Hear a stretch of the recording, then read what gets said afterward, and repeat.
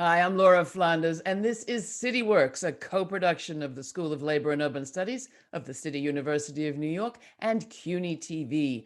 Our program explores the lived experience of working people in New York and other urban areas. And today I am very pleased to offer this Reporters Roundtable on how labor and working people and people who'd like to be working or like to be working less fared last elections and what to expect next. To tackle the task, I am joined by four outstanding journalists. Michelle Chen is a contributing writer for both The Nation and In These Times. She's a contributing editor at Dissent magazine and co-produces and co-hosts two podcasts, Asia Pacific Forum and Dissent's wonderful Belabored.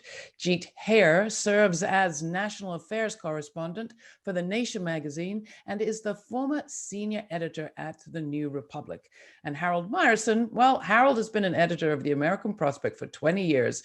He was also an op-ed columnist at the Washington Post from 2003 to 2015 and is no stranger to these roundtables. Juan Manuel Benitez is anchor and reporter for Spectrum News, New York Channel 1, and the host of Pura Politica, the current affairs program of NY1 Noticias. He's a frequent guest host on the Brian Lehrer Show, too. That's on Public Radio's WNYC in New York.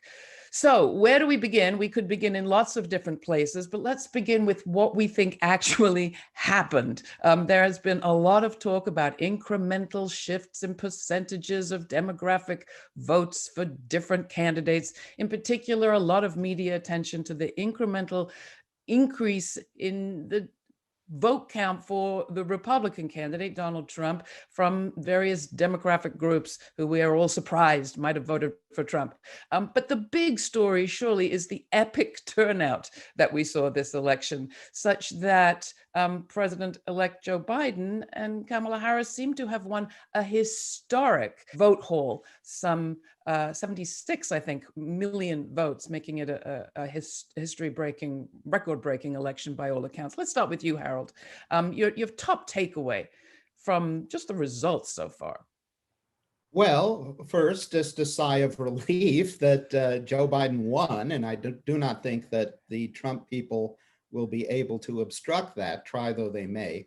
I think that the 4 years of Donald Trump was guaranteed to increase turnout. You have to give Trump and the Republicans credit. They turned over rocks in order to find people who don't usually vote, who were mobilized, I won't say by the Trump message, since the message was kind of unclear, but by the Trump ethos of disdain for a lot of the changes going on in the country towards racial and gender equality, the rise of secularism, and so on. And that leaves us with a somewhat confounding situation.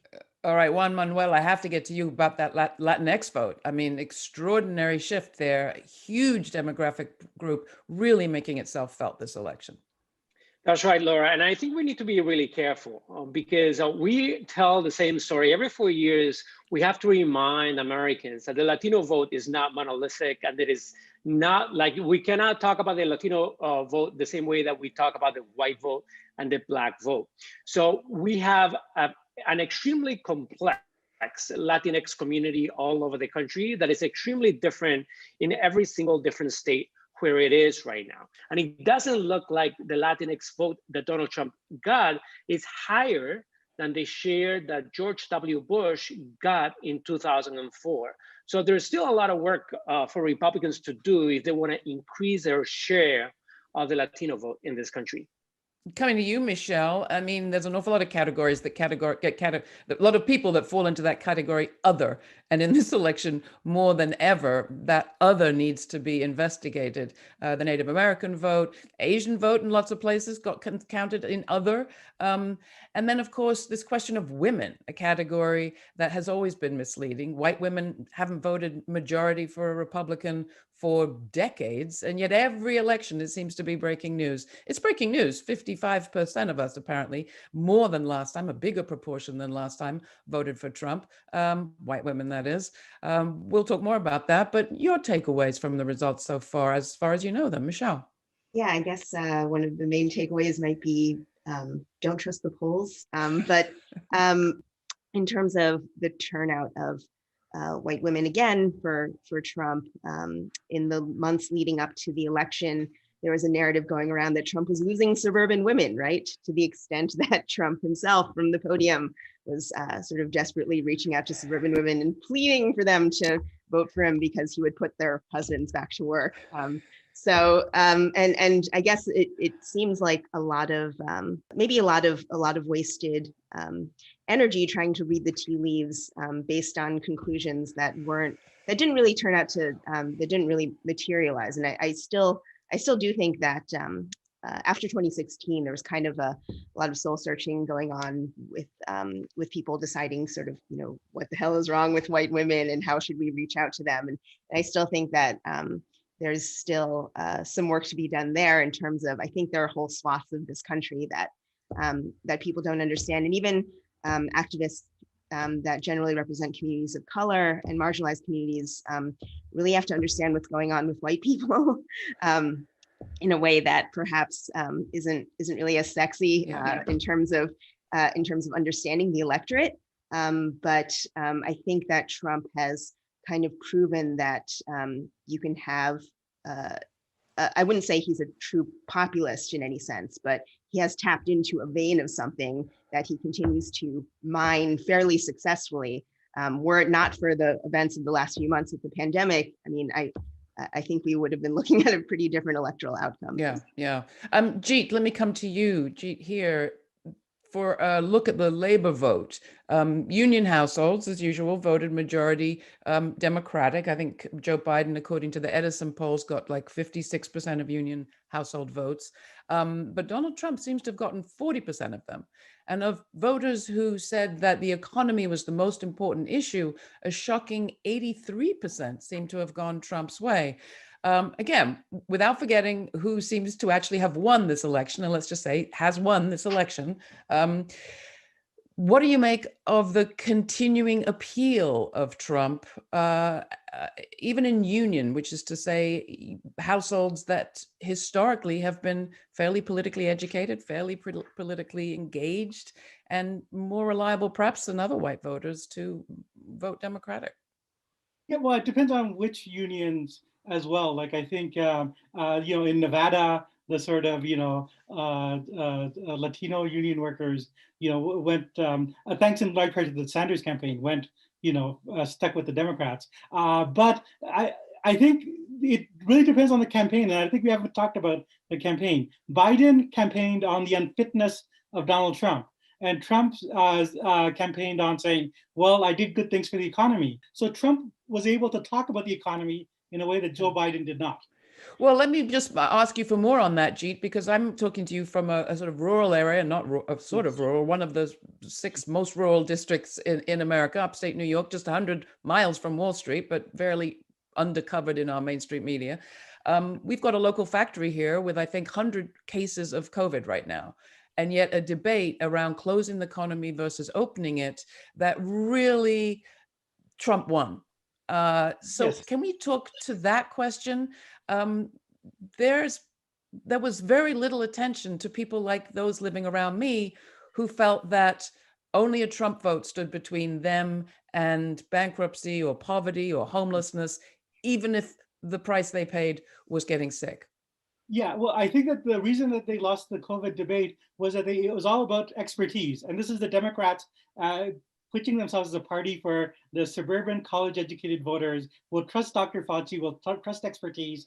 When in this crisis, what you need to do is offer people an alternative, offer them enough money so they can get through this, and then and say that we'll make the sacrifice for COVID, but we'll take care of you. That was something that Biden did not offer. And I'm here in Canada, and I have to say, the Liberal Party of Canada, even though it's a centrist Liberal Party, did a much better job of ensuring working class people that they would be taken care of. And that's something the Democrats did not say, and they suffered for that. Harold, do you want to come in on that? Yeah, I mean, certainly, I think one of the questionable calls the Democrats made was Nancy Pelosi being unwilling to reach a deal with Republicans on a second tranche of COVID aid. But I want to also point out that union members don't necessarily view their union membership as their defining attribute. It may be their race if they feel that that's the more salient issue. And what I think we have to realize here, and there are some polls of individual states that suggest the union vote was not even in the Democrats' favor. The AP NORC survey shows Trump carrying the union vote in Pennsylvania. I think we have to be cognizant that you may be a union member, but you may feel also that the dominance of the white race or the dominance of men or what have you is somehow threatened by the Democrats. And in terms of the minority vote, keep in mind that there's a big gender gap across all racial categories. So it's not a one factor election as to whether the unions did good or did not. That may not be the most salient concern of a lot of voters. Well, Michelle, I coming to think the you, I mean, the union- union piece of it used to be, I think, not that you were in the household, that you stepped across the threshold, or that was a membership card by somebody owned by somebody in the family, but that you experienced some level of political education, and Yeah. sometimes through labor-owned media. I mean, we're very excited to have this show. There's wonderful podcasts that are out there. Your podcast, Michelle, Belabored, does extraordinary educational work.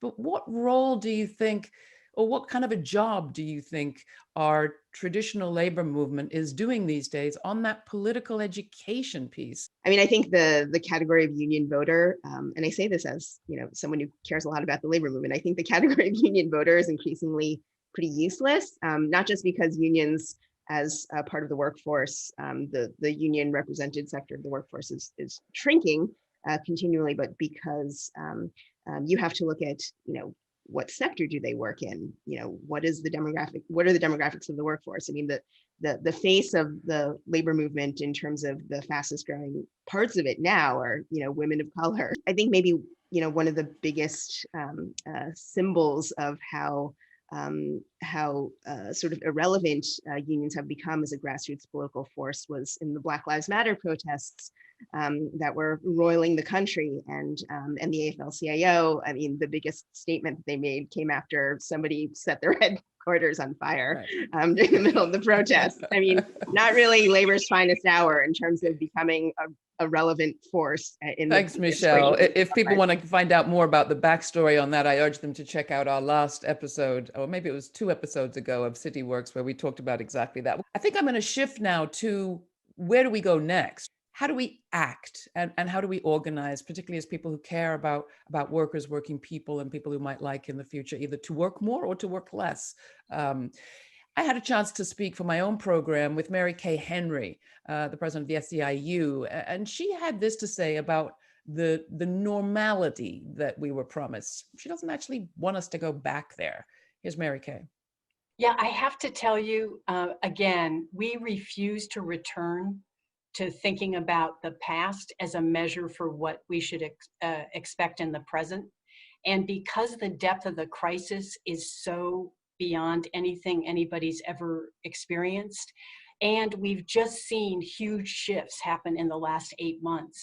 $3 trillion was released from the federal government in a 6-month period and went mostly to corporations and the wealthy.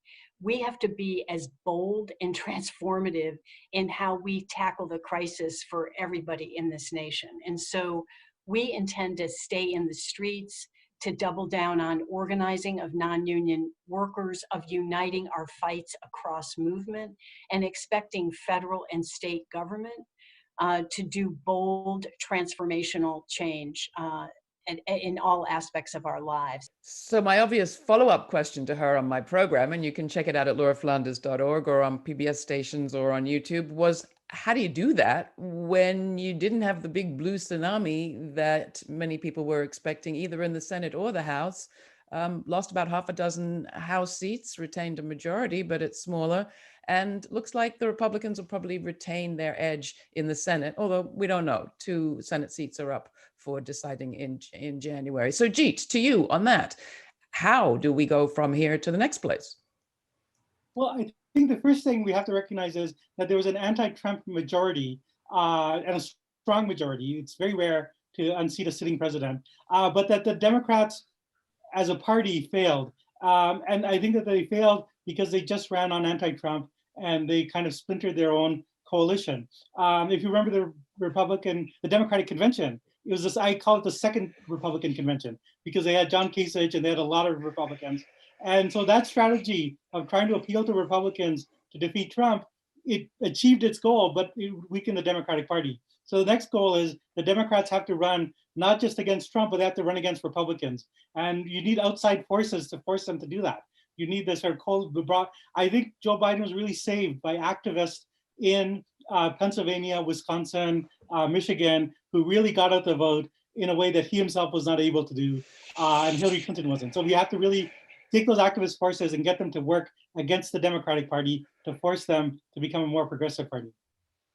All those places that you mentioned, and of course, Nevada and Arizona. I mean, Juan, coming to you, there's the Democratic Party organizing, and then there's the movement organizing that we always look to elections to either hurt or help. But when we're talking about a labor, working class, multiracial, diverse, cross-sectoral coalition of the sort that Mary Kay Henry would love to be creating, where are we and where does it go in this context?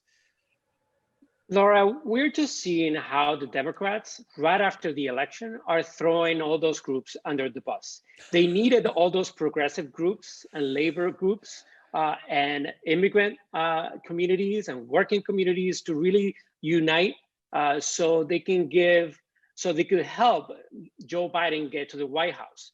Right after the election results, the Democrats win, but never underestimate the ability the Democrats have to self-sabotage, right? So they don't even need the Republicans to attack them. Democrats are attacking Democrats right now.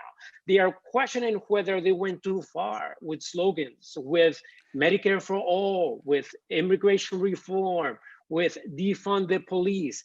While Democrats are fighting with each other, right now you have a Republican Party that is standing behind a president that is denying reality, denying the results of the election, and undermining every single fundamental institution of American democracy. And Republicans are telling reporters on background, listen, we know that Joe Biden won, don't worry, we're just walking the president through his feelings, and sooner or later, he'll admit that he lost the election. Well, while they are doing that, Republicans are taking advantage of this moment of creating an alternative universe, delegitimizing the results of the election, creating that truth, that alternative truth, that these results are not legitimate. And they're going to use that narrative for the next 4 years of divided government. Like you said, Laura's Republicans most likely will keep control of the Senate. They're going to use this narrative to boycott any single left-wing or center-left measure that Joe Biden is going to try to put forward. So is that what we have to look forward to, Harold? I mean, I know that you've heard this very critique before. I feel like we've had this discussion every election. But in this case, a chill just went up my spine as I thought of what Juan Manuel was saying. We could start having journalists referring to people who are not believers in the results of the last election in the way that we have people who are not believers in climate change or not believers in evolution. We can't normalize this constituency, can we? No, we absolutely cannot. And there's really, I mean, the only precedent I can think of, which was not a denial of reality, but a secession from reality, was, of course, the South's secession after Lincoln was elected in 1860. I think a lot of what we may have to focus on is getting blue states and blue cities to push the envelope. And, you know, the conflicts within the Democratic Party will also play out on that level. In California, in New York, there's considerable difference between the progressive Democrats and the centrist Democrats, though the Democrats in aggregate are in control. And so I think some of the movement's focus, even if we win Georgia, because there's still, a limit to what the Democrats could do with 50 votes plus Kamala Harris in the Senate, is going to have to be at the state level. And, in a sense, pushing the states to be more progressive widens this division in the United States. But we have to, demonstrate that our ideas work. And if we can only demonstrate that on the state level, let's go for it. We're coming towards the end of our time, and we have to end, I think, where we began, which was on the question of race and racism and how it operates in America. We like to talk about demographic groups and race as a kind of static thing, but I think we need to be grappling with the way racism functions in our elections and where maybe neoliberalism, the class critique, the labor critique fails to function. Or maybe you could flip it around and tell me, did you see examples of a kind of solidarity being created across racial lines, across lines of racist ideology and demagoguery that would be helpful going forward? Because we're looking at a pandemic, a recession, and an administration, the Joe Biden part of which has, thinks he knows how to deal with a crisis like this one, because he was here in 2008 and 9, and we remember what didn't happen then. Jeet, to you. Yeah, well, I mean, I think that there are sort of very positive stories in terms of Georgia, particularly, that is offering a kind of model for where you can mobilize, in a state that has historically been, had a terrible history of racism, really mobilize African-American voters, but also bring in white voters to the Democratic coalition. So I think that precisely happened because you had a strong state party. And I think, there's nothing to stop that from happening in a place like Florida, except that many of the state parties are sclerotic, they're very dysfunctional or corrupt. And I think that's where the progress is going to have to come from. Michelle? Yeah, I mean, I think that there are a lot of local races that were definitely inspiring. I mean, we see groups like the DSA, of which I am a member, having a lot of local victories. Yes, on the state legislatures in New York, even, which has at least historically had one of the most corrupt state legislatures in the country, probably. And so I think 2016 energized people to really look harder at local races and not fixate on the presidency so much. And my fear going forward is that now that Democrats are in control of the White House, at least as far as we know, maybe, that it will lead to another sort of wave of complacency in which Democrats feel that they can take the constituencies that put them in office for granted, and in another 4 years, who knows what will happen? Who knows what right-wing demagogue will be put forward? Harold, to you. I think we can't dismiss the fact that ever since Bernie Sanders announced his candidacy in 2015, the American left has really become revitalized. It's larger. It's a substantial group within the Democratic Party, and it's not going away. So I mean, there is a massive shift in what Democrats believe over the last 5 years, and it's something that we should take pride in. And I don't think it's going away. And I think that's going to be something of a break on Democratic centrists. We'll just have to see. Juan Manuel? I believe that the Democrats are extremely good at symbolism, but then when it comes to pragmatism, Republicans are way better, right? So Democrats got a symbolic victory with Kamala Harris, right? She is the first woman, the first woman of color, all those things that are amazingly great for the history of this country. But now when it comes to what are you gonna do for Black women now? What are you gonna do for working women? What are you gonna do for Latino women? So are those policies catering to those demographic groups that are part of your base, the Democratic Party? Are those policies too radical for the alternative universe that Republicans and conservatives are creating, where truth doesn't really matter and facts don't really matter. So Democrats are going to be they're going to have to be extremely pragmatic, like you said. Legislatures in Republican hands in many states all over the country. They're going to get to do the redistricting. So Republicans are going to be extremely focused on how do we retake the House and how do we redraw districts so we have an advantage. So hopefully, so we have a better balance of power. Democrats are going to be paying attention to those things the same way that they pay attention to symbolic feats for the history of this country. Thank you, Michelle Chen, Jeet here, Harold Meyerson, Juan Manuel Benitez. Thank you for sharing your insights and your knowledge in this crazy time of transition. It is good to know, while so much is uncertain, that we can count on you. I urge viewers to support our guest publications, magazines, podcasts, programs like this one. Unbowed, unbought, unbeholden to big pharma or any other media monopoly, independent media is going to be more critical than ever in these times. So thank you for watching CityWorks. CityWorks is a co-production of the School of Labor and Urban Studies at the City University of New York and CUNY TV. If you have questions or comments, you can reach us at cityworks@slu.cuny.edu. For CityWorks, I'm Laura Flanders.